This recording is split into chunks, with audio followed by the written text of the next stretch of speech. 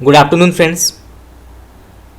तो जैसे कि आप सबको पता होगा कि हिंदी साहित्य के इतिहास का हमारा जो 2000 प्रश्नोत्तर सीरीज चल रहा है उसका अब तक जो है हम 8 क्लास कंप्लीट कर चुके हैं।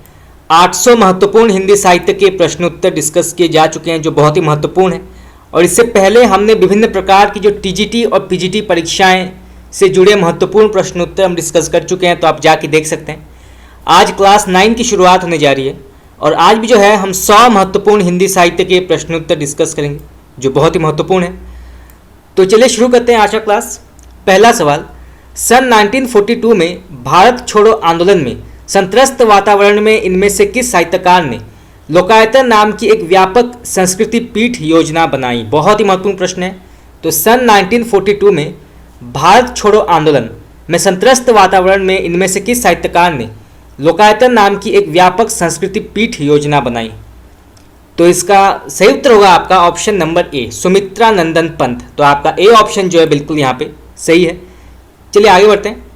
मैं हिंदुस्तान की तूती हूँ, अगर तुम वास्तव में मुझसे कुछ पूछना चाहते हो तो हिंदवी में पूछो। ये कथन किसका है? बहुत ही महत्वपूर्ण प्रश्न है। ये प्रश्न आपका कई बार परीक्षा में पूछा गया है। तो मैं हिंदुस्तान की तूती हूँ, अगर तुम वास्तव में मुझसे कुछ पूछना चाहते हो तो हिंदवी में पूछो। ये किसने कहा है? तो इसका सही उत्तर होगा आपका ऑप्शन नंबर ए, अमीर खुसरो। तो आपका ए ऑप्शन जो है बिल्कुल यहाँ पे सही है। चलिए आगे बढ़ते हैं। इन कथाकारों में कौन सन 1940 में सिनेरियो लेखक के रूप में बम्बई पहुँचे थे? बहुत ही महत्वपूर्ण प्रश्न है। तो इन कथाकारों में कौन सन 1940 में सिनेरियो लेखक के रूप में बम्बई पहुँचे थे? तो इसका सही उत्तर होगा आपका ऑप्शन नंबर डी, अमृतलाल नागर। तो आपका डी ऑप्शन जो है बिल्कुल यहाँ पे सही है। चलिए आगे बढ़ते हैं। इनमें से कौन से कवि अपनी घुमक्कड़ी प्रवृत्ति के लिए प्रसिद्ध हैं? बहुत ही महत्वपूर्ण प्रश्न है। तो इनमें से कौन से कवि जो हैं अपनी घुमक्कड़ी प्रवृत्ति के लिए प्रसिद्ध हैं? तो इसका सही उत्तर होगा आपका ऑप्शन नंबर सी, नागार्जुन। तो आपका सी ऑप्शन जो है बिल्कुल यहाँ पे सही है। चलिए आगे बढ़ते हैं। हिंदी साहित्य में दद्दा के नाम से विख्यात कवि कौन हैं? बहुत ही महत्वपूर्ण प्रश्न है। तो हिंदी साहित्य में दद्दा के नाम से विख्यात कवि कौन है? तो इसका सही उत्तर होगा आपका ऑप्शन नंबर सी, मैथिली शरण गुप्त। तो आपका सी ऑप्शन जो है बिल्कुल यहाँ पे सही है। और हिंदी साहित्य के बापू हैं सिया राम शरण गुप्त। तो दो प्रकार के प्रश्न जो है यहाँ से पूछे जा सकते हैं। चलिए आगे बढ़ते हैं। ब्रजभाषा का विकास अपभ्रंश के किस रूप में हुआ है? बहुत ही महत्वपूर्ण प्रश्न है। तो ब्रजभाषा का विकास जो है अपभ्रंश के किस रूप में हुआ है? तो इसका सही उत्तर होगा आपका ऑप्शन नंबर सी, सौर सैनी। तो आपका सी ऑप्शन जो है बिल्कुल यहाँ पे सही है। चलिए आगे बढ़ते हैं। स्वच्छंदतावाद में किस विशेषता की प्रमुखता है? बहुत ही महत्वपूर्ण प्रश्न है। तो स्वच्छंदतावाद में किस विशेषता की प्रमुखता है? तो इसका सही उत्तर होगा आपका ऑप्शन नंबर ए, व्यक्तिगता। तो आपका ए ऑप्शन जो है बिल्कुल यहाँ पे सही है। चलिए आगे बढ़ते हैं। जयशंकर प्रसाद का उपन्यास तितली किस पत्र में धारावाहिक रूप में छपा था? बहुत ही महत्वपूर्ण प्रश्न है। तो जयशंकर प्रसाद का उपन्यास तितली जो है ये किस पत्र में धारावाहिक रूप में छपा था? तो इसका सही उत्तर होगा आपका ऑप्शन नंबर डी, जागरण। तो आपका डी ऑप्शन जो है बिल्कुल यहाँ पे सही है, जागरण।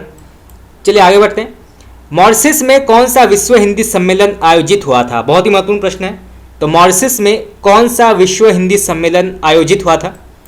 तो इसका सही उत्तर होगा आपका ऑप्शन नंबर बी, द्वितीय। तो आपका बी ऑप्शन जो है बिल्कुल यहाँ पे सही है। चलिए आगे बढ़ते हैं। भगवती चरण वर्मा का प्रथम उपन्यास कौन सा है? बहुत ही महत्वपूर्ण प्रश्न है। तो भगवती चरण वर्मा का प्रथम उपन्यास कौन सा है? तो इसका सही उत्तर होगा आपका ऑप्शन नंबर सी, चित्रलेखा। तो आपका सी ऑप्शन जो है बिल्कुल यहाँ पे सही है। और चित्रलेखा की जो विषय वस्तु है वो है पाप पुण्य। ठीक है, पाप पुण्य के संदर्भ में जो है चित्रलेखा में उल्लेख किया गया है। कई बार जो है प्रश्न परीक्षा में पूछा जाता है कि चित्रलेखा में किस विषय वस्तु के बारे में कहा गया है, तो वो है पाप पुण्य। चलिए आगे बढ़ते हैं। बालकृष्ण भट्ट की रचना वेणुसंहार किस विधा के अंतर्गत आती है? बहुत ही महत्वपूर्ण प्रश्न है। तो बालकृष्ण भट्ट की रचना वेणुसंहार किस विधा के अंतर्गत आती है? तो इसका सही उत्तर होगा आपका ऑप्शन नंबर सी, नाटक। तो आपका सी ऑप्शन जो है बिल्कुल यहाँ पे सही है। चलिए आगे बढ़ते हैं। अच्छी हिंदी बस एक व्यक्ति लिखता था, बाल मुकुंद गुप्त। ये कथन किसका है? बहुत ही प्रसिद्ध कथन है। तो अच्छी हिंदी बस एक व्यक्ति लिखता था, बाल मुकुंद गुप्त। ये किसने कहा है? तो इसका सही उत्तर होगा आपका ऑप्शन नंबर सी, महावीर प्रसाद द्विवेदी। तो आपका बी ऑप्शन जो है बिल्कुल यहाँ पे सही है। इसको आप नोट कर सकते हैं, परीक्षा में पूछा जा सकता है ये। चलिए आगे बढ़ते हैं। मैथिली शरण गुप्त की कौन सी कृति जो है मंगला प्रसाद पारितोषिक से सम्मानित हुआ है? बहुत ही महत्वपूर्ण प्रश्न है। तो मैथिली शरण गुप्त को उनकी किस कृति पर मंगला प्रसाद पारितोषिक प्रदान किया गया है? तो इसका सही उत्तर होगा आपका ऑप्शन नंबर बी, साकेत महाकाव्य। तो साकेत महाकाव्य के लिए मंगला प्रसाद पारितोषिक प्रदान किया गया है। तो आपका ए ऑप्शन जो है बिल्कुल यहाँ पे सही है। चलिए आगे बढ़ते हैं। प्रेमचंद के किस कहानी संग्रह की प्रतियां अंग्रेजी सरकार द्वारा जब्त करके जला दी गई थी? बहुत ही महत्वपूर्ण प्रश्न है। तो प्रेमचंद के किस कहानी संग्रह की प्रतियां जो है अंग्रेजी सरकार द्वारा जब्त करके जला दी गई थी? तो इसका सही उत्तर होगा आपका ऑप्शन नंबर ए, सुजय वतन। तो आपका ए ऑप्शन जो है बिल्कुल यहाँ पे सही है। चलिए आगे बढ़ते हैं। दिल्ली में कौन सा विश्व हिंदी सम्मेलन हुआ था? बहुत ही महत्वपूर्ण प्रश्न है। तो दिल्ली में कौन सा विश्व हिंदी सम्मेलन हुआ था? तो इसका सही उत्तर होगा आपका ऑप्शन नंबर सी, तृतीय। तो आपका सी ऑप्शन जो है बिल्कुल यहाँ पे सही है। चलिए आगे बढ़ते हैं। श्री मावलंकर ने सेठ गोविंददास की किस रचना को विश्व इतिहास का एक ठोस भाग माना है? बहुत ही महत्वपूर्ण प्रश्न है। तो श्री मावलंकर ने सेठ गोविंददास की किस रचना को जो है विश्व इतिहास का एक ठोस भाग माना है? तो इसका सही उत्तर होगा आपका ऑप्शन नंबर डी, पृथ्वी परिक्रमा। तो आपका डी ऑप्शन जो है बिल्कुल यहाँ पे सही है। चलिए आगे बढ़ते हैं। जयशंकर प्रसाद ने किसे छायावाद के प्रथम प्रवर्तक की संज्ञा दी है? बहुत ही महत्वपूर्ण प्रश्न है। तो जयशंकर प्रसाद ने किसे जो है छायावाद की प्रथम प्रवर्तक की संज्ञा दी है? तो इसका सही उत्तर होगा आपका option number C, Mukutdhar Pandey. तो आपका सी ऑप्शन जो है बिल्कुल यहाँ पे सही है। चलिए आगे बढ़ते हैं। इनमें से कौन सा रचनाकार मूलतः मराठी लेखक है? तो इनमें से कौन सा रचनाकार जो है एक मराठी लेखक है? तो इसका सही उत्तर होगा आपका ऑप्शन नंबर ए, काका कालेलकर। तो आपका ए ऑप्शन जो है बिल्कुल यहाँ पे सही है। चलिए आगे बढ़ते हैं। चंद्रधर शर्मा गुलेरी का जन्म कब हुआ था? बहुत ही महत्वपूर्ण प्रश्न है। तो चंद्रधर शर्मा गुलेरी का जन्म कब हुआ था? तो इसका सही उत्तर होगा आपका ऑप्शन नंबर ए, 7 जुलाई 1883। तो आपका ए ऑप्शन जो है बिल्कुल यहाँ पे सही है। चलिए आगे बढ़ते हैं। संपूर्ण गांधी वाङ्मय का संपादन किसने किया है? तो इसका संपादन किसने किया है? तो इसका सही उत्तर होगा आपका option number D, Bhavani Prasad Mishra. तो आपका डी ऑप्शन जो है बिल्कुल यहाँ पे सही है। चलिए आगे बढ़ते हैं। पांडेय बेचन शर्मा उग्र के किस उपन्यास की निंदा करते हुए महात्मा गांधी को पत्र लिखा गया था? बहुत ही महत्वपूर्ण प्रश्न है। तो पांडेय बेचन शर्मा उग्र के किस उपन्यास की निंदा करते हुए महात्मा गांधी को पत्र लिखा गया था? तो इसका सही उत्तर होगा आपका ऑप्शन नंबर डी, चॉकलेट। तो आपका डी ऑप्शन जो है बिल्कुल यहाँ पे सही है। चलिए आगे बढ़ते हैं। इनमें से कौन है जिसे वीर रस का कवि माना जाता है? बहुत ही महत्वपूर्ण प्रश्न है। तो इनमें से कौन है जिसे कि वीर रस का कवि माना जाता है? तो इसका सही उत्तर होगा आपका option number D, Shyam Narayan Pandey. तो आपका डी ऑप्शन जो है बिल्कुल यहाँ पे सही है। मैथिली शरण गुप्त की कौन सी रचना हिंदी में राम काव्य का अत्यंत लोकप्रिय प्रबंध काव्य बनी है? बहुत ही महत्वपूर्ण प्रश्न है। तो मैथिली शरण गुप्त की कौन सी रचना जो है हिंदी में राम काव्य का अत्यंत लोकप्रिय प्रबंध काव्य बनी? तो इसका सही उत्तर होगा आपका ऑप्शन नंबर बी, साकेत। तो आपका बी ऑप्शन जो है बिल्कुल यहाँ पे सही है। चलिए आगे बढ़ते हैं। हिंदी साहित्य के लिए प्रथम भारतीय ज्ञानपीठ पुरस्कार किसे मिला है? बहुत ही महत्वपूर्ण प्रश्न है। तो हिंदी साहित्य के लिए प्रथम भारतीय ज्ञानपीठ पुरस्कार किसे मिला है? तो इसका सही उत्तर होगा आपका ऑप्शन नंबर डी, सुमित्रा नंदन पंत। तो आपका डी ऑप्शन जो है बिल्कुल यहाँ पे सही है। चलिए आगे बढ़ते हैं। जैनेन्द्र कुमार का परख उपन्यास कब प्रकाशित हुआ था? बहुत ही महत्वपूर्ण प्रश्न है। तो जैनेन्द्र कुमार का परख उपन्यास जो है कब प्रकाशित हुआ था? तो इसका सही उत्तर होगा आपका ऑप्शन नंबर ए, 1929, 1929 में। तो आपका ए ऑप्शन जो है बिल्कुल यहाँ पे सही है। और यहाँ से जो है यह भी प्रश्न पूछा जा सकता है कि परख किस प्रकार के साहित्य रूप या किस प्रकार के साहित्य विधा के अंतर्गत आती है? तो ये आती है उपन्यास। याद रखिए, उपन्यास के अंतर्गत आती है परख। तो आपका ए ऑप्शन जो है बिल्कुल यहाँ पे सही है। चलिए आगे बढ़ते हैं। हिंदी साहित्य का कथा सम्राट किसे कहा जाता है? बहुत ही महत्वपूर्ण प्रश्न है। तो हिंदी साहित्य का कथा सम्राट ये किसे कहा जाता है? तो इसका सही उत्तर होगा आपका ऑप्शन नंबर ए, प्रेमचंद। तो आपका ए ऑप्शन जो है बिल्कुल यहाँ पे सही है। चलिए आगे बढ़ते हैं। सदाचार का तावीज किस साहित्यकार की रचना है? बहुत ही प्रसिद्ध ये रचना है सदाचार का तावीज। ये किसने लिखा है? तो इसका सही उत्तर होगा आपका option number D, Harishankar Parsai. तो आपका डी ऑप्शन जो है बिल्कुल यहाँ पे सही है। चलिए आगे बढ़ते हैं। किस कथाकार की पत्नी ने भी कहानियाँ लिखी है? बहुत ही महत्वपूर्ण प्रश्न है। तो किस कथाकार की पत्नी ने भी कहानियाँ लिखी हैं? तो इसका सही उत्तर होगा आपका option number C, Munshi Premchand. तो आपका सी ऑप्शन जो है बिल्कुल यहाँ पे सही है। मुंशी प्रेमचंद की पत्नी का नाम है शिवरानी देवी, ठीक याद किया, शिवरानी देवी। और इन्होंने लिखा है प्रेमचंद घर में। बहुत ही प्रसिद्ध जीवनी है ये, मुंशी प्रेमचंद के जीवन पर आधारित है, प्रेमचंद घर में। तो इसको आप नोट कर रखिएगा, परीक्षा में पूछा जा सकता है ये कि प्रेमचंद घर में के लेखक कौन है? तो वो है शिवरानी देवी। चलिए आगे बढ़ते हैं। सन 1862 में राजा लक्ष्मण सिंह ने संस्कृत की किस कृति का अनुवाद करके हिंदी प्रेमियों को आकर्षित किया था? बहुत ही महत्वपूर्ण प्रश्न है।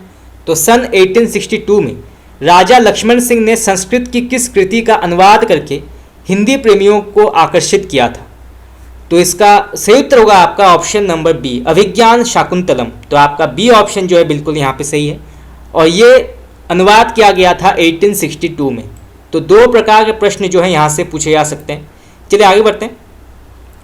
चर्चित निबंध होली की ठिठोली का अप्रैल फूल किसने लिखा है? तो होली की ठिठोली का अप्रैल फूल, इसके लेखक कौन है? तो इसका सही उत्तर होगा आपका option number D, Chandradhar Sharma Guleri. तो आपका डी ऑप्शन जो है बिल्कुल यहाँ पे सही है। और ये जो है निबंध के अंतर्गत आती है, ठीक याद रखिए। इसका जो साहित्य रूप है वो है निबंध। तो दो प्रकार के प्रश्न जो है यहाँ से पूछे जा सकते हैं। चलिए आगे बढ़ते हैं। शुद्ध कविता की खोज किस प्रकार की पुस्तक है? तो शुद्ध कविता की खोज ये किस प्रकार की पुस्तक मानी जाती है? तो इसका सही उत्तर होगा आपका ऑप्शन नंबर डी, आलोचनात्मक। तो आपका डी ऑप्शन जो है बिल्कुल यहाँ पे सही है। चलिए आगे बढ़ते हैं। हे प्रभु अन्नदाता ज्ञान हमको दीजिए, प्रार्थना किसने लिखा है? बहुत ही महत्वपूर्ण प्रश्न है। तो हे प्रभु अन्नदाता ज्ञान हमको दीजिए, प्रार्थना किसने लिखा है? तो इसका सही उत्तर होगा आपका option number A, Ram Naresh Tripathi. तो आपका ए ऑप्शन जो है बिल्कुल यहाँ पे सही है। चलिए आगे बढ़ते हैं। महावीर प्रसाद द्विवेदी ने इनमें से किस रचना का अनुवाद नहीं किया है? बहुत ही महत्वपूर्ण प्रश्न है। तो महावीर प्रसाद द्विवेदी ने इनमें से किस रचना का अनुवाद नहीं किया है? तो इसका सही उत्तर होगा आपका ऑप्शन नंबर सी, मृण्मयी। तो आपका सी ऑप्शन जो है बिल्कुल यहाँ पे सही है। चलिए आगे बढ़ते हैं। महादेवी वर्मा का जन्म कहाँ हुआ था? बहुत ही महत्वपूर्ण प्रश्न है। तो महादेवी वर्मा का जन्म कहाँ हुआ था? तो इसका सही उत्तर होगा आपका ऑप्शन नंबर ए, फर्रुखाबाद। तो आपका ए ऑप्शन जो है बिल्कुल यहाँ पे सही है। चलिए आगे बढ़ते हैं। बरवे रामायण में कितने कांड हैं? बहुत ही महत्वपूर्ण प्रश्न है। तो बरवे रामायण में कितने कांड हैं? तो इसका सही उत्तर होगा आपका ऑप्शन नंबर सी, 7। तो आपका सी ऑप्शन जो है बिल्कुल यहाँ पे सही है। चलिए आगे बढ़ते हैं। काका कालेलकर का पूरा नाम क्या है? बहुत ही महत्वपूर्ण प्रश्न है। तो काका कालेलकर का पूरा नाम क्या है? तो इसका सही उत्तर होगा आपका option number D, Dattatreya Balkrishna Kalelkar. तो आपका डी ऑप्शन जो है बिल्कुल यहाँ पे सही है, दत्तात्रेय बालकृष्ण कालेलकर। चलिए आगे बढ़ते हैं। उपेंद्रनाथ अश्क का जन्म कहाँ हुआ था? बहुत ही महत्वपूर्ण प्रश्न है। तो उपेंद्रनाथ अश्क का जन्म कहाँ हुआ था?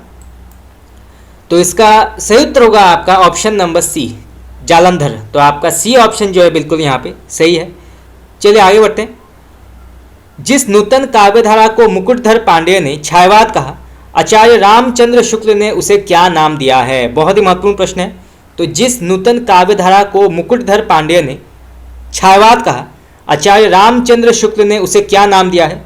तो इसका सही उत्तर होगा आपका ऑप्शन नंबर ए, स्वच्छंदतावाद। तो आपका ए ऑप्शन जो है बिल्कुल यहाँ पे सही है। चलिए आगे बढ़ते हैं। भवानी प्रसाद मिश्र की पुस्तक कुछ नीति कुछ राजनीति में किस प्रकार की रचनाएं हैं? बहुत ही महत्वपूर्ण प्रश्न है। तो भवानी प्रसाद मिश्र की पुस्तक कुछ नीति कुछ राजनीति में किस प्रकार की रचनाएं हैं? तो इसका सही उत्तर होगा आपका ऑप्शन नंबर डी, भाषणों का संग्रह। तो आपका डी ऑप्शन जो है बिल्कुल यहाँ पे सही है, भाषणों का संग्रह। चलिए आगे बढ़ते हैं। जैनेन्द्र कुमार का प्रारंभिक नाम क्या था? बहुत ही महत्वपूर्ण प्रश्न है। तो जैनेन्द्र कुमार का प्रारंभिक नाम क्या था? तो इसका सही उत्तर होगा आपका ऑप्शन नंबर ए, आनंदीलाल। तो आपका ए ऑप्शन जो है बिल्कुल यहाँ पे सही है। चलिए आगे बढ़ते हैं। साहित्यकार देशभक्ति और राजनीति के पीछे चलने वाली सच्चाई ही नहीं बल्कि उसके आगे मशाल दिखाती हुई चलने वाली सच्चाई है।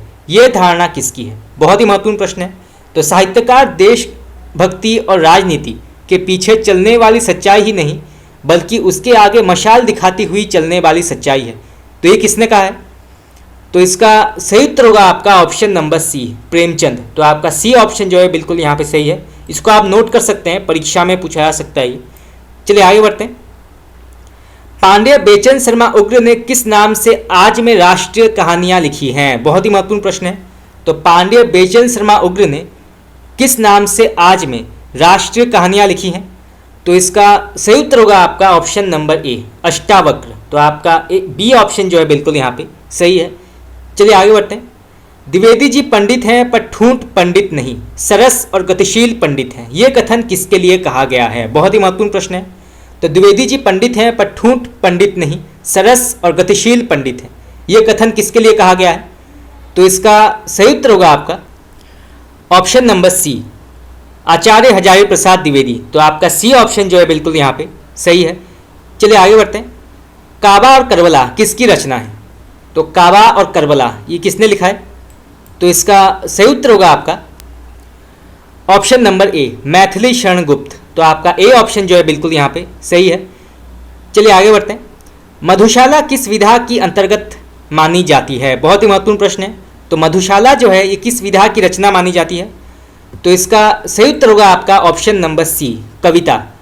मधुशाला, मधुबाला, मधुकलश ये जो है कविता विधा के अंतर्गत आती है।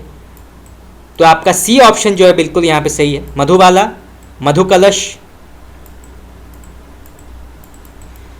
चलिए आगे बढ़ते हैं। तीसरी कसम फिल्म की कहानी इनमें से किस लेखक ने लिखी है? बहुत ही महत्वपूर्ण प्रश्न है। तो तीसरी कसम फिल्म की जो कहानी है इनमें से किस लेखक ने लिखी है? तो इसका सही उत्तर होगा आपका option number B, Phanishwarnath Renu. तो आपका बी ऑप्शन जो है बिल्कुल यहाँ पे सही है। चलिए आगे बढ़ते हैं। हिंदी साहित्य सर्जन में किस साहित्यकार को भैया साहब कहा जाता है? बहुत ही महत्वपूर्ण प्रश्न है।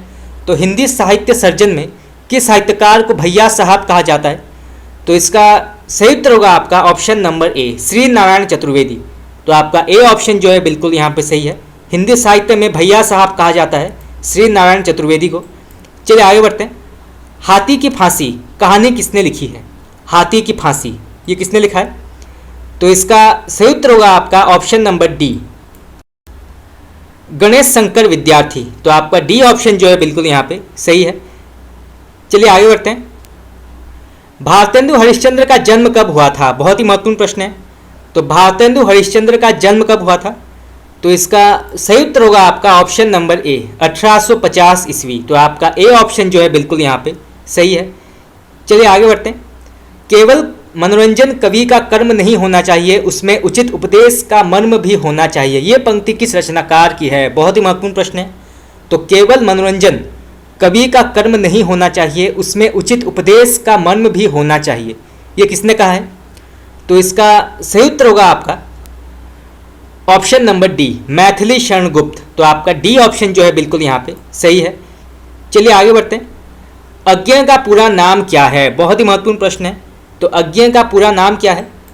तो इसका सही उत्तर होगा आपका ऑप्शन नंबर ए, सच्चिदानंद हीरानंद वासनायन। तो आपका ए ऑप्शन जो है बिल्कुल यहाँ पे सही है। चलिए आगे बढ़ते हैं। किस कवि ने स्वयं को छायावाद की ठीक पीठ पर आने वाला माना है? बहुत ही महत्वपूर्ण प्रश्न है। तो किस कवि ने जो है स्वयं को छायावाद की ठीक पीठ पर आने वाला माना है? तो इसका सही उत्तर होगा आपका option number D, Ramdhari Singh Dinkar. तो आपका डी ऑप्शन जो है बिल्कुल यहाँ पे सही है। और रामधारी सिंह दिनकर ने स्वयं को महज डिप्टी राष्ट्र कवि कहा है। ठीक याद रखिएगा, ये जो है प्रश्न कई बार परीक्षा में पूछा जाता है कि महज डिप्टी राष्ट्र कवि कौन है? तो वो है रामधारी सिंह दिनकर। तो यहाँ से जो है दो प्रकार के प्रश्न पूछे जा सकते हैं कि छायावाद की ठीक पीठ पर आने वाले कवि कौन है? तो वो है रामधारी सिंह दिनकर। और महज डिप्टी राष्ट्र कवि कौन है? तो वो है रामधारी सिंह दिनकर। चलिए आगे बढ़ते हैं। चाह नहीं मैं सुरबाला के गहनों में गूंथा जाऊं, चाह नहीं प्रेमी माला में बिंद ब्यारी को ललचाऊं। ये पंक्ति किस कवि की है? बहुत ही प्रसिद्ध ये पंक्तियां हैं, कई बार परीक्षा में पूछा गया है।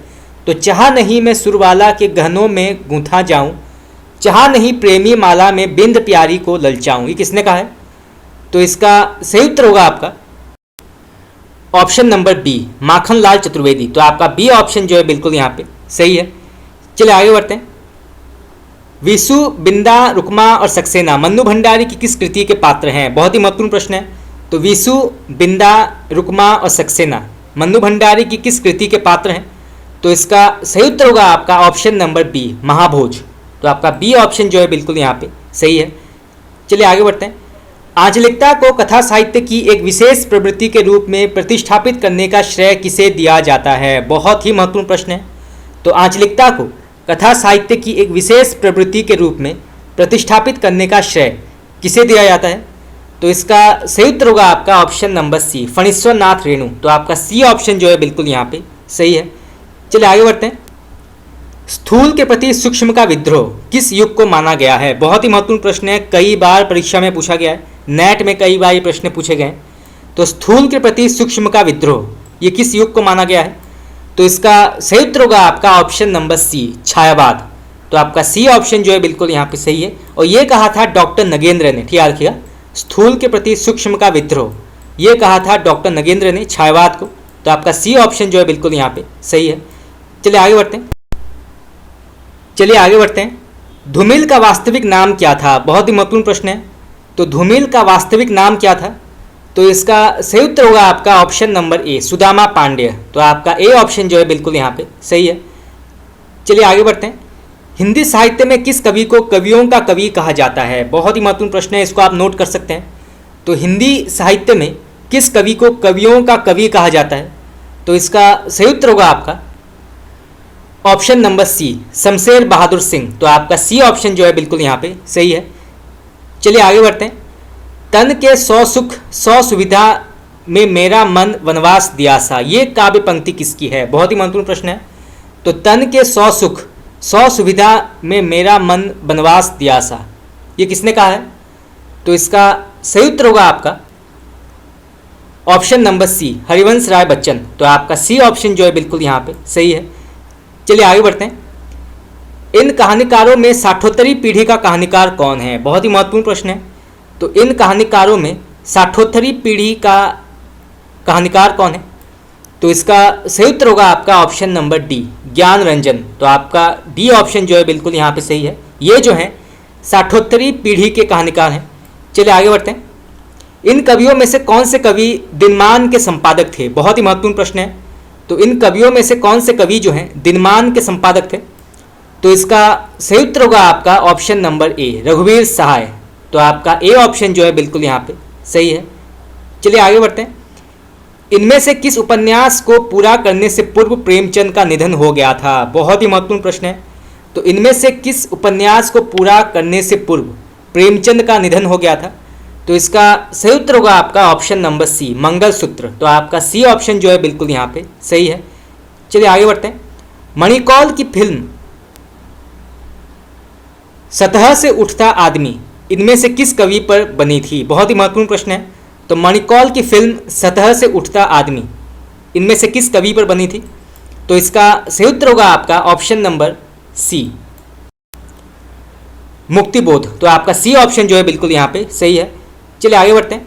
प्रगतिशील आंदोलन के सबसे सशक्त व्यंग्यकार कौन है? बहुत ही महत्वपूर्ण प्रश्न है। तो प्रगतिशील आंदोलन के सबसे सशक्त व्यंग्यकार कौन है? तो इसका सही उत्तर होगा आपका option number C, Harishankar Parsai. तो आपका सी ऑप्शन जो है बिल्कुल यहाँ पे सही है।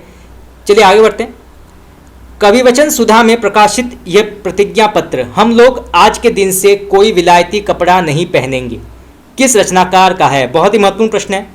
तो कविवचन सुधा में प्रकाशित ये प्रतिज्ञा पत्र, हम लोग आज के दिन से कोई विलायती कपड़ा नहीं पहनेंगे, ये किस रचनाकार ने कहा है? तो इसका सही उत्तर होगा आपका option number B, Bharatendu Harishchandra. तो आपका बी ऑप्शन जो है बिल्कुल यहाँ पे सही है। चलिए आगे बढ़ते हैं। राखी की चुनौती कविता किस रचनाकार की है? तो राखी की चुनौती ये किसने लिखा है? तो इसका सही उत्तर होगा आपका ऑप्शन नंबर सी, सुभद्रा कुमारी चौहान। तो आपका सी ऑप्शन जो है बिल्कुल यहाँ पे सही है। चलिए आगे बढ़ते हैं। ठुमरी कहानी संग्रह के लेखक कौन है? ठुमरी, तो इसके लेखक कौन है?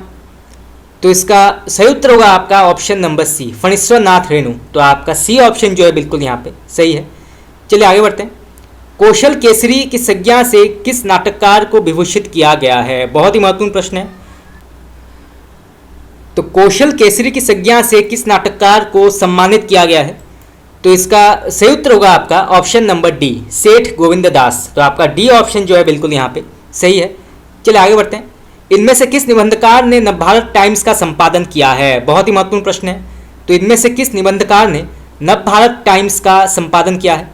तो इसका सही उत्तर होगा आपका ऑप्शन नंबर बी, विद्यानिवास मिश्र। तो आपका बी ऑप्शन जो है बिल्कुल यहाँ पे सही है। इसको आप नोट कर सकते हैं, परीक्षा में पूछा जा सकता है ये कि इनमें से कौन जो है नवभारत टाइम्स के संपादक हैं, तो वो है विद्यानिवास मिश्र। चलिए आगे बढ़ते हैं। साप्ताहिक हिंदुस्तान के चर्चित स्तंभ नेताजी कहीन का लेखक कौन है? बहुत ही महत्वपूर्ण प्रश्न है। तो साप्ताहिक हिंदुस्तान के चर्चित स्तंभ नेताजी कहीन का लेखक कौन है? तो इसका सही उत्तर होगा आपका ऑप्शन नंबर डी, मनोहर श्याम जोशी। तो आपका डी ऑप्शन जो है बिल्कुल यहाँ पे सही है। चलिए आगे बढ़ते हैं। पाश्चात्य काव्यशास्त्र में नाटक के कितने तत्व माने जाते हैं? बहुत ही महत्वपूर्ण प्रश्न है। तो पाश्चात्य काव्यशास्त्र में नाटक के कितने तत्व माने जाते हैं? तो इसका सही उत्तर होगा आपका ऑप्शन नंबर सी, 6। तो पाश्चात्य काव्यशास्त्र में नाटकों के तत्व जो हैं वो है 6। तो आपका सी ऑप्शन जो है बिल्कुल यहाँ पे सही है। 6 तत्व हैं नाटक में पाश्चात्य काव्यशास्त्र के अनुसार। चलिए आगे बढ़ते हैं। कल सुनाना मुझे कविता संग्रह किसका है? बहुत ही महत्वपूर्ण प्रश्न है। तो कल सुनाना मुझे ये किसने लिखा है? तो इसका सही उत्तर होगा आपका ऑप्शन नंबर डी, धूमिल। तो आपका डी ऑप्शन जो है बिल्कुल यहाँ पे सही है। चलिए आगे बढ़ते हैं। साहित्य देवता पुस्तक के अंतर्गत किस रचनाकार के निबंध संकलित हैं? बहुत ही महत्वपूर्ण प्रश्न है। तो साहित्य देवता पुस्तक के अंतर्गत किस रचनाकार के निबंध संकलित हैं? तो इसका सही उत्तर होगा आपका ऑप्शन नंबर सी, माखन लाल चतुर्वेदी। तो आपका सी ऑप्शन जो है बिल्कुल यहाँ पे सही है। माखन लाल चतुर्वेदी को जो है एक भारतीय आत्मा भी कहा जाता है, ठीक याद रखिएगा, एक भारतीय आत्मा भी कहा जाता है माखन लाल चतुर्वेदी को। कई बार जो है प्रश्न परीक्षा में पूछा गया है कि एक भारतीय आत्मा किसे कहा जाता है, तो वो है माखन लाल चतुर्वेदी। चलिए आगे बढ़ते हैं। इनमें से कौन से रचनाकार कहानी पत्रिका सारिका के संपादक थे? बहुत ही महत्वपूर्ण प्रश्न है। तो इनमें से कौन से रचनाकार जो हैं वो कहानी पत्रिका सारिका के संपादक थे? तो इसका सही उत्तर होगा आपका option number A, Mohan Rakesh. तो आपका ए ऑप्शन जो है बिल्कुल यहाँ पे सही है। चलिए आगे बढ़ते हैं। नाटकों में पर्दे के पीछे से दी जाने वाली सूचना को क्या कहा जाता है? बहुत ही महत्वपूर्ण प्रश्न है। तो नाटकों में पर्दे के पीछे से दी जाने वाली सूचना को क्या कहा जाता है? तो इसका सही उत्तर होगा आपका ऑप्शन नंबर डी, चुलिका। तो आपका डी ऑप्शन जो है बिल्कुल यहाँ पे सही है। चलिए आगे बढ़ते हैं। नई कविता और अस्तित्ववाद पुस्तक के लेखक कौन है? बहुत ही महत्वपूर्ण प्रश्न है। तो नई कविता और अस्तित्ववाद पुस्तक के लेखक कौन है? तो इसका सही उत्तर होगा आपका option number C, doctor Ramvilas Sharma. तो आपका सी ऑप्शन जो है बिल्कुल यहाँ पे सही है। चलिए आगे बढ़ते हैं। जुलूस उपन्यास के लेखक कौन है? बहुत ही प्रसिद्ध ही उपन्यास है जुलूस, और ये जो है उपन्यास विधा के अंतर्गत आती है। तो इसके लेखक कौन है? तो इसका सही उत्तर होगा आपका option number D, Phanishwar Nath Renu. तो आपका डी ऑप्शन जो है बिल्कुल यहाँ पे सही है। जुलूस, मैला आंचल, प्रति परिकथा, ये जो है बहुत ही महत्वपूर्ण उपन्यास हैं फणीश्वर नाथ रेणु के। तो आपका डी ऑप्शन जो है बिल्कुल यहाँ पे सही है। चलिए आगे बढ़ते हैं। हिंदी का वाल्टर स्कॉट किस साहित्यकार को कहा जाता है? बहुत ही महत्वपूर्ण प्रश्न है। तो हिंदी का वाल्टर स्कॉट ये किस साहित्यकार को कहा जाता है? तो इसका सही उत्तर होगा आपका ऑप्शन नंबर सी, वृंदावन लाल वर्मा। तो आपका सी ऑप्शन जो है बिल्कुल यहाँ पे सही है। चलिए आगे बढ़ते हैं। सन 1997 में निराला की जन्मशती कहाँ मनाई गई थी? बहुत ही महत्वपूर्ण प्रश्न है। तो सन 1997 में निराला की जन्मशती कहाँ मनाई गई थी? तो इसका सही उत्तर होगा आपका ऑप्शन नंबर सी, गढ़ा कोला। तो आपका सी ऑप्शन जो है बिल्कुल यहाँ पे सही है। चलिए आगे बढ़ते हैं। तार सप्तक की श्रृंखला के किस कवि ने कविता के जरिए पुराने उपमानों के लिए ये घोषणा की, ये उपमान अब मैले हो गए हैं? बहुत ही महत्वपूर्ण प्रश्न है, कई बार परीक्षा में पूछा गया है, तो आप इसको नोट कर सकते हैं। तो तार सप्तक की श्रृंखला के किस कवि ने कविता के जरिए पुराने उपमानों के लिए ये घोषणा की कि ये उपमान अब मैले हो गई हैं? ये किसने कहा है? तो इसका सही उत्तर होगा आपका ऑप्शन नंबर सी, अज्ञ। तो आपका सी ऑप्शन जो है बिल्कुल यहाँ पे सही है। कई बार जो है प्रश्न ये पूछा जाता है कि ये उपमान अब मैले हो गए हैं, ये किसने कहा है? तो ये कहा है अज्ञा ने, तो इसको आप नोट कर सकते हैं। चलिए आगे बढ़ते हैं। हिंदी साहित्य का कौन सा काल मुख्यतः राजनीति, संघर्ष और युद्धों का काल रहा है? बहुत ही महत्वपूर्ण प्रश्न है। तो हिंदी साहित्य का कौन सा काल मुख्यतः राजनीति, संघर्ष और युद्धों का काल रहा है? तो इसका सही उत्तर होगा आपका ऑप्शन नंबर ए, आदिकाल। तो आपका ए ऑप्शन जो है बिल्कुल यहाँ पे सही है। चलिए आगे बढ़ते हैं। हिंदी साहित्य में विद्यापति की पदावली किस काल की रचना मानी जाती है? तो हिंदी साहित्य में, तो इसका सही उत्तर होगा आपका ऑप्शन नंबर ए, आदिकाल। तो हिंदी साहित्य में विद्यापति की पदावली जो है ये आदिकाल के अंतर्गत आती है, तो आपका ए ऑप्शन बिल्कुल यहाँ पे सही है। चलिए आगे बढ़ते हैं। हिंदी में प्रथम डिलिट होने का गौरव किस रचनाकार को प्राप्त है? बहुत ही महत्वपूर्ण प्रश्न है। तो हिंदी में प्रथम डिलिट होने का गौरव जो है किस रचनाकार को प्राप्त है? तो इसका सही उत्तर होगा आपका ऑप्शन नंबर डी, पीताम्बर दत्त बड़थवाल। तो आपका डी ऑप्शन जो है बिल्कुल यहाँ पे सही है। चलिए आगे बढ़ते हैं। जयतु जयतु घुमक्कड़ पंथा और चरती भिक्कवे किस रचनाकार का उद्घोष और मूल मंत्र रहा है? तो ये किसने कहा है? तो इसका सही उत्तर होगा आपका ऑप्शन नंबर ए, राहुल सांस्कृतायन। तो आपका ए ऑप्शन जो है बिल्कुल यहाँ पे सही है। चलिए आगे बढ़ते हैं। मंगला प्रसाद पारितोषिक किस संस्थान द्वारा प्रदान किया जाता है? बहुत ही महत्वपूर्ण प्रश्न है। तो मंगला प्रसाद पारितोषिक जो है ये किस संस्थान द्वारा प्रदान किया जाता है? तो इसका सही उत्तर होगा आपका ऑप्शन नंबर ए, हिंदी साहित्य सम्मेलन प्रयाग। तो आपका ए ऑप्शन जो है बिल्कुल यहाँ पे सही है। चलिए आगे बढ़ते हैं। इन निबंधकारों में से किसने केवल 6 या 7 निबंध लिखे हैं? बहुत ही महत्वपूर्ण प्रश्न है। तो इन निबंधकारों में से किसने जो है केवल 6 या 7 निबंध लिखे हैं? तो इसका सही उत्तर होगा आपका ऑप्शन नंबर ए, सरदार पुण्य सिंह। तो आपका ए ऑप्शन जो है बिल्कुल यहाँ पे सही है। चलिए आगे बढ़ते हैं। विराटा की पद्मिनी उपन्यास का लेखक कौन है? बहुत ही महत्वपूर्ण प्रश्न है, कई बार परीक्षा में पूछा गया ये। तो विराटा की पद्मिनी उपन्यास के लेखक कौन है? तो इसका सही उत्तर होगा आपका option number B, Vrindavan Lal Verma. तो आपका बी ऑप्शन जो है बिल्कुल यहाँ पे सही है, और ये जो है उपन्यास विधा के अंतर्गत आती है। तो 2 प्रकार के प्रश्न जो है यहाँ से पूछे जा सकते हैं। चलिए आगे बढ़ते हैं। राहुल सांस्कृतायन के बचपन का नाम क्या है? बहुत ही महत्वपूर्ण प्रश्न है। तो राहुल सांस्कृतायन के बचपन का नाम क्या है? तो इसका सही उत्तर होगा आपका option number C, Kedarnath Pandey. तो आपका सी ऑप्शन जो है बिल्कुल यहाँ पे सही है। इसको आप नोट कर सकते हैं, परीक्षा में पूछा जा सकता है ये। चलिए आगे बढ़ते हैं। महाभारत काल की पृष्ठभूमि पर वर्तमान युग के परिवेश को चित्रित करने वाली कृति कौन सी है? बहुत ही महत्वपूर्ण प्रश्न है। तो महाभारत काल की पृष्ठभूमि पर वर्तमान युग के परिवेश को चित्रित करने वाली कृति कौन सी है? तो इसका सही उत्तर होगा आपका ऑप्शन नंबर ए, अंधा युग। तो आपका ए ऑप्शन जो है बिल्कुल यहाँ पे सही है। चलिए आगे बढ़ते हैं। जंजीरें और दीवारें पुस्तक का रचनाकार कौन है? बहुत ही महत्वपूर्ण प्रश्न है। तो जंजीरें और दीवारें पुस्तक का रचनाकार कौन है? तो इसका सही उत्तर होगा आपका ऑप्शन नंबर सी, राम वृक्ष बेनीपुरी। तो आपका सी ऑप्शन जो है बिल्कुल यहाँ पे सही है। चलिए आगे बढ़ते हैं। पाश्चात्य काव्यशास्त्रीय ग्रंथ पेरी इप्सुस का लेखक कौन है? बहुत ही महत्वपूर्ण प्रश्न है। तो पाश्चात्य काव्यशास्त्रीय ग्रंथ पेरी इप्सुस का लेखक कौन है? तो इसका सही उत्तर होगा आपका ऑप्शन नंबर बी, लोजाइनस। तो आपका बी ऑप्शन जो है बिल्कुल यहाँ पे सही है। चलिए आगे बढ़ते हैं। वक्रोक्ति का काव्य का जीवन मानने वाले आचार्य कौन हैं? बहुत ही महत्वपूर्ण प्रश्न है। तो वक्रोक्ति को काव्य का जीवन मानने वाले आचार्य कौन है? तो इसका सही उत्तर होगा आपका ऑप्शन नंबर सी, कुंतक। तो कुंतक ने जो है काव्य को, वक्रोक्ति को काव्य का जीवन माना है। तो आपका सी ऑप्शन बिल्कुल यहाँ पे सही है। चलिए आगे बढ़ते हैं। काव्य मीमांसा की रचना किसने की है? बहुत ही महत्वपूर्ण प्रश्न है। तो काव्य मीमांसा की रचना किसने की है? तो इसका सही उत्तर होगा आपका ऑप्शन नंबर ए, राजशेखर। तो आपका ए ऑप्शन जो है बिल्कुल यहाँ पे सही है। चलिए आगे बढ़ते हैं। पाश्चात्य विचारक क्रोचे का काव्य शास्त्रीय सिद्धांत किस नाम से जाना जाता है? बहुत ही महत्वपूर्ण प्रश्न है। तो पाश्चात्य विचारक क्रोचे का काव्य शास्त्रीय सिद्धांत किस नाम से जाना जाता है? तो इसका सही उत्तर होगा आपका ऑप्शन नंबर डी, अभिव्यंजनावाद। तो आपका डी ऑप्शन जो है बिल्कुल यहाँ पे सही है। भारतीय काव्यशास्त्र में ध्वनि सिद्धांत के अंतर्गत ध्वनि शब्द का प्रयोग किस अर्थ में हुआ है? बहुत ही महत्वपूर्ण प्रश्न है। तो भारतीय काव्यशास्त्र में ध्वनि सिद्धांत के अंतर्गत ध्वनि शब्द का प्रयोग किस अर्थ में हुआ है? तो इसका सही उत्तर होगा आपका ऑप्शन नंबर डी, व्यंग। तो आपका डी ऑप्शन जो है बिल्कुल यहाँ पे सही है। चलिए आगे बढ़ते हैं।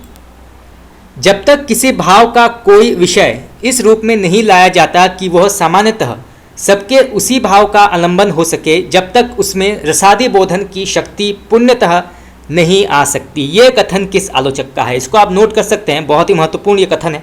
तो जब तक किसी भाव का कोई विषय इस रूप में नहीं लाया जाता कि वह सामान्यतः सबके उसी भाव का आलंबन हो सके, तब तक उसमें रसादी बोधन की शक्ति पुण्यतः नहीं आ सकती। ये किसने कहा है? बहुत ही प्रसिद्ध ये कथन है।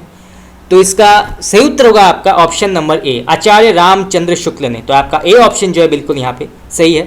चलिए आगे बढ़ते हैं।